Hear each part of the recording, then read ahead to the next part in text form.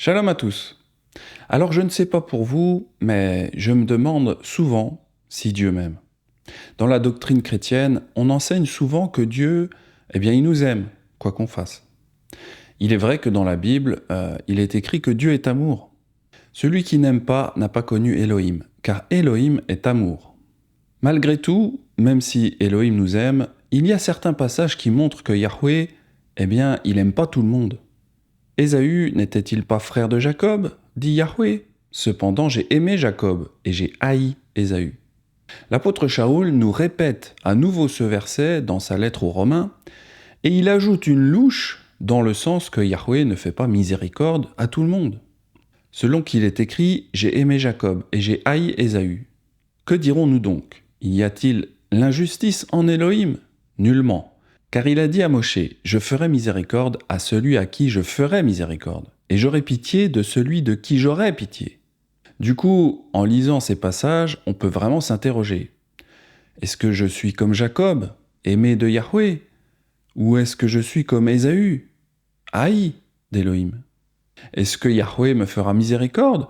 Est-ce qu'il aura pitié de moi? Pour répondre à cette question, nous devons comprendre qui étaient Jacob et Ésaü. Et pourquoi Yahweh aimait l'un et pas l'autre? Une première chose fondamentale à comprendre, c'est que Yahweh les caractérise comme deux nations distinctes. Et Yahweh lui dit, deux nations sont dans ton ventre, et deux peuples se sépareront au sortir de tes entrailles. Un de ces peuples sera plus fort que l'autre, et le plus grand sera assujetti au plus petit. Souvent, on ne comprend pas vraiment ce qu'est une nation d'un point de vue spirituel. On ne comprend pas ce concept parce que on ne connaît que la définition habituelle du Larousse. Ensemble des êtres humains vivant dans un même territoire, ayant une communauté d'origine, d'histoire, de culture, de tradition, parfois de langue, et constituant une communauté politique. Il est étonnant que Yahweh dise qu'Ésaü et Jacob étaient deux nations différentes, parce que, en regardant la définition Larousse, on voit justement qu'ils venaient du même territoire, ils avaient une communauté d'origine identique, une même histoire, les mêmes parents, la même culture et la même langue.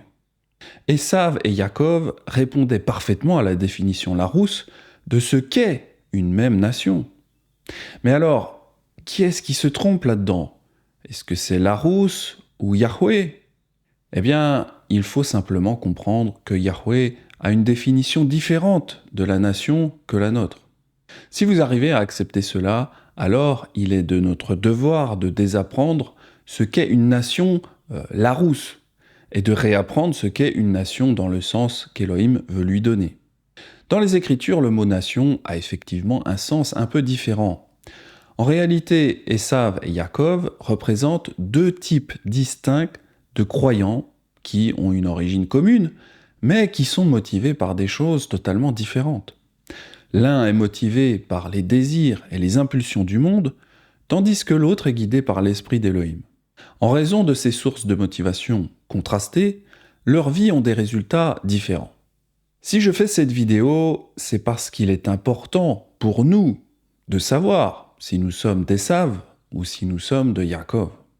Parce que, en comprenant cela, nous comprendrons pourquoi nous sommes parfois en conflit avec d'autres croyants en Yeshua. Les conflits entre croyants signifient parfois qu'on appartient à deux nations différentes, d'un point de vue spirituel.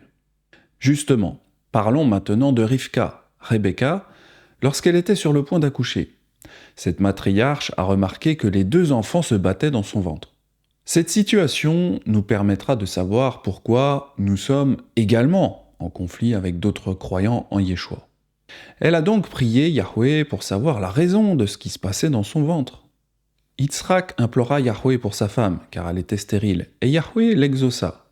Rivka, sa femme, devint enceinte. Les enfants se heurtaient dans son sein, et elle dit « S'il en est ainsi, pourquoi suis-je enceinte ?»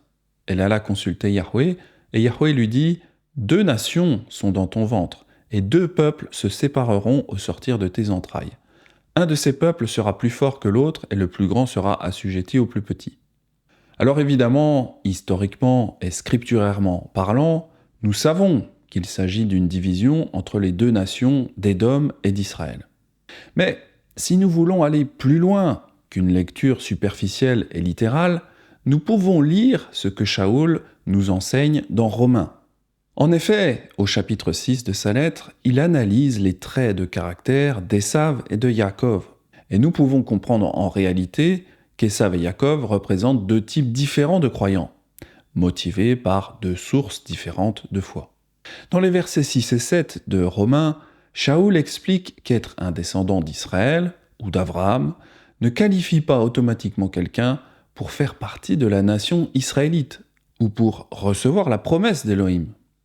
Il y a tellement de personnes qui m'écrivent pour me dire qu'ils ont un ancêtre juif. Ces personnes pensent que leur génétique peut les sauver. Il y a aussi d'autres personnes qui s'inquiètent de ne pas avoir d'ancêtre hébreu et ils ont peur de ne pas faire partie d'Israël et de ne pas être sauvés. Par ailleurs, aujourd'hui, beaucoup pensent qu'en affirmant leur croyance en Yeshua comme maître de leur vie, ils seront automatiquement considérés comme faisant partie de ses fidèles disciples. Mais lisons ce que nous dit Shaoul pour mieux comprendre. Ce n'est point à dire que la parole d'Élohim soit restée sans effet, car tous ceux qui descendent d'Israël ne sont pas Israël. Rien que le verset 6, c'est vraiment une bombe atomique. Tous ceux qui descendent d'Israël ne sont pas Israël. Encore une fois, ce verset est pour tous ceux qui se glorifient de leur génétique, pour être sauvés ou pour faire partie d'Israël. Shaoul nous dit que cela ne garantit rien. Bon, je continue le passage. Ce n'est point à dire que la parole d'Élohim soit restée sans effet, car tous ceux qui descendent d'Israël ne sont pas Israël, et tous ne sont pas enfants d'Abraham parce qu'ils sont sa postérité.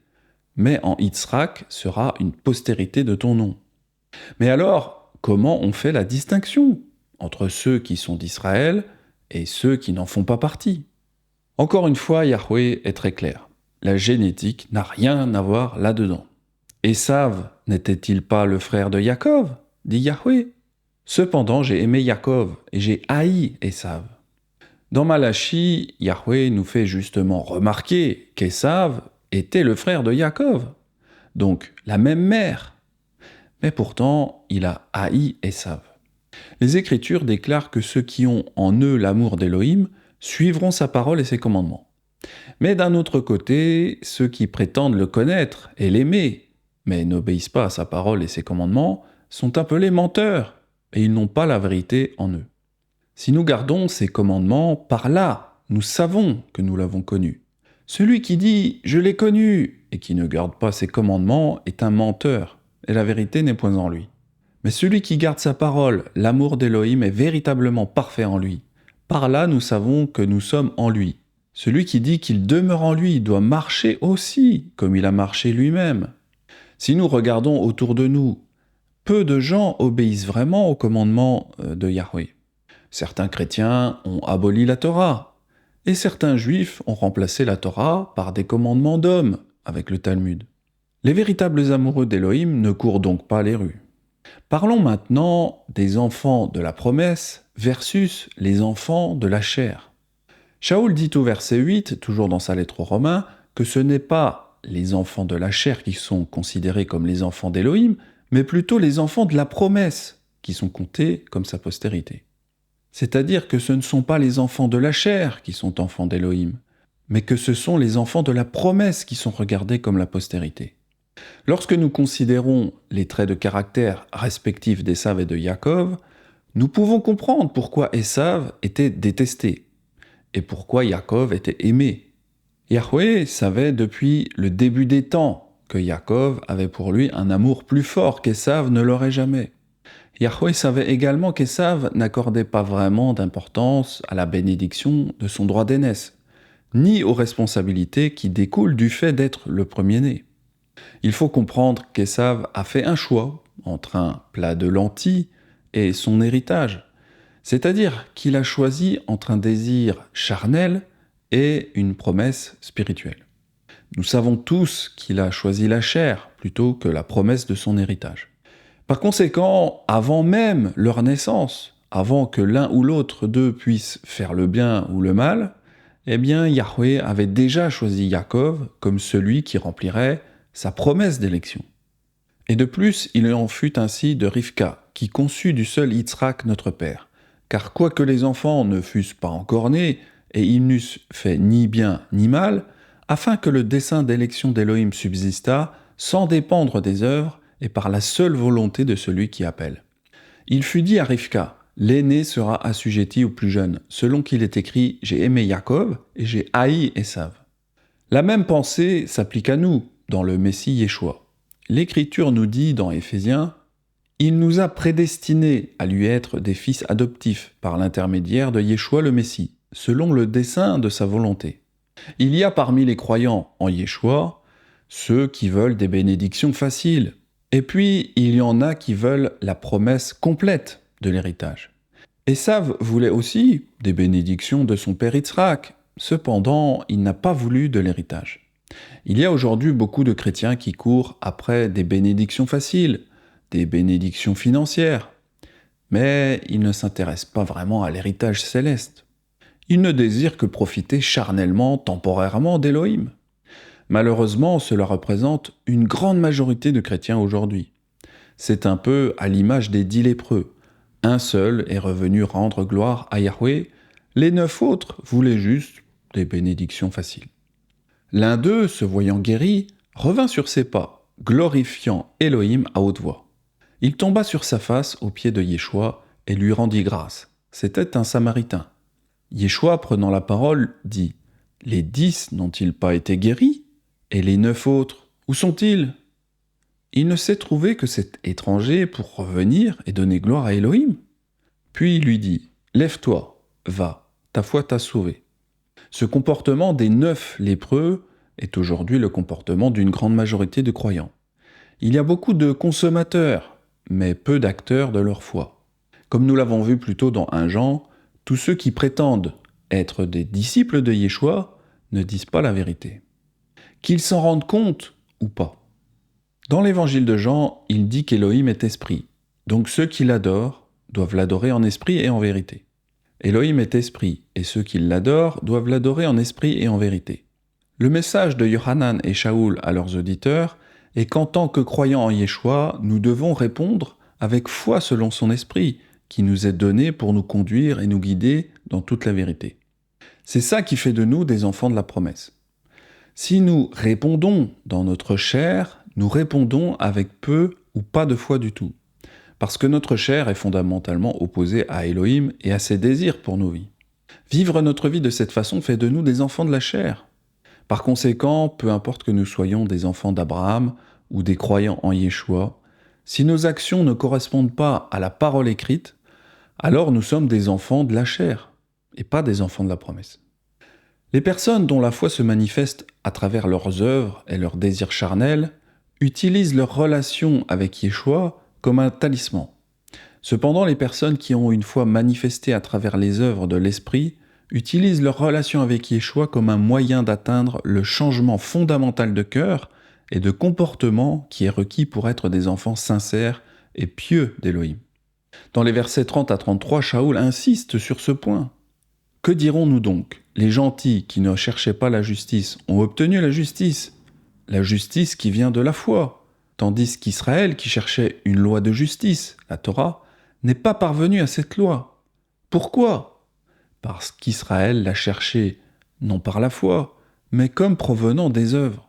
Ils se sont heurtés contre la pierre d'achoppement, selon qu'il est écrit « Voici, je mets en Sion une pierre d'achoppement et un rocher de scandale, et celui qui croit en lui ne sera point confus. » En effet, il y a beaucoup d'Israélites qui pratiquent les commandements non par la foi, mais par les œuvres. Vous qui me regardez, vous avez peut-être déjà connu cette mentalité de checklist. C'est typiquement ce concept pour tous ceux qui parlent des 613 commandements.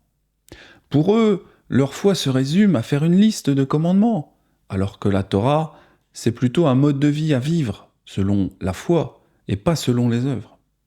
Les rabbins ont semé beaucoup de confusion en définissant la Torah de Moshe comme une liste de 613 lois.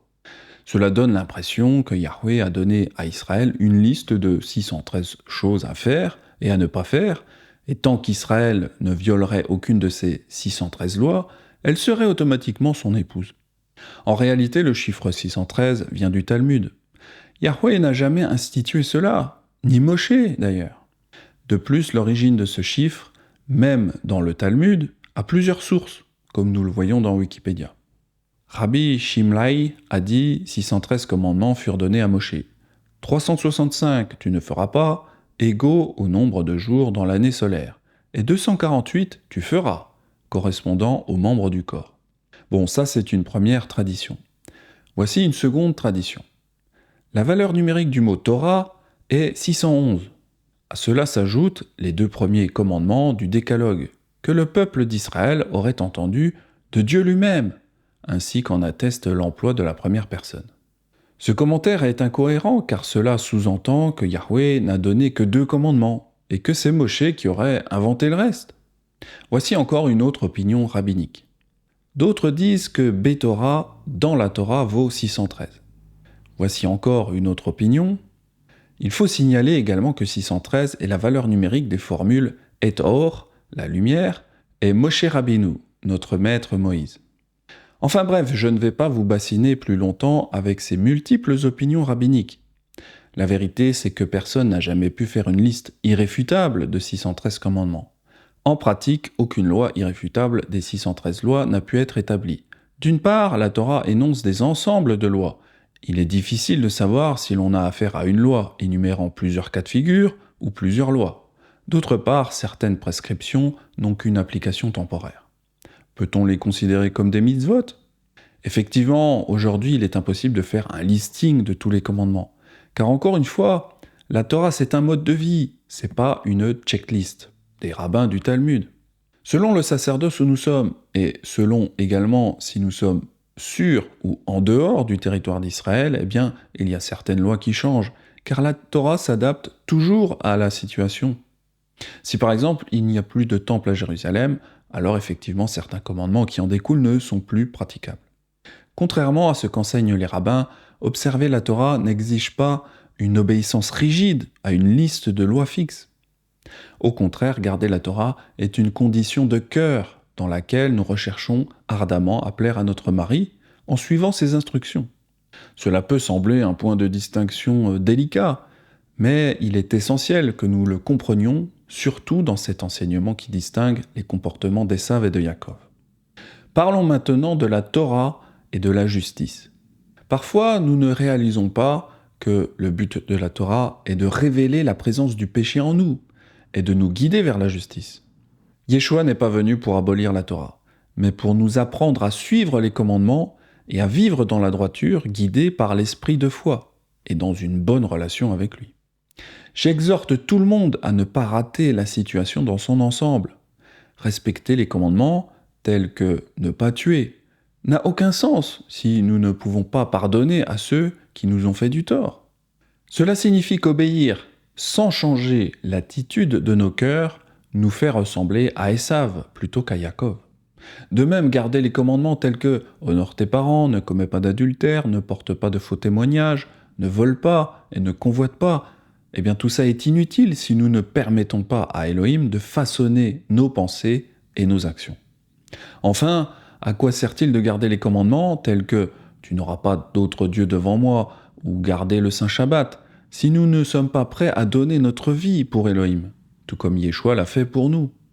Mes chers frères et sœurs, si vous sentez que vous marchez comme Ésav et que vous aimez les listes comme les 613 commandements, alors ne perdez pas espoir, car Elohim peut changer un Ésav en un Yaakov. Rappelez-vous le miracle qu'il a fait au travers de son apôtre Shaoul.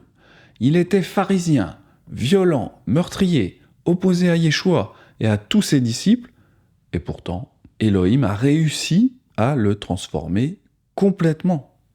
C'était un enseignement de Ulysse Rodriguez, issu de la paracha Toldot. Quant à moi, je vous dis à très vite pour de futurs enseignements nazaréens, si Yahweh me le permet. C'était Benjamin, Shalom.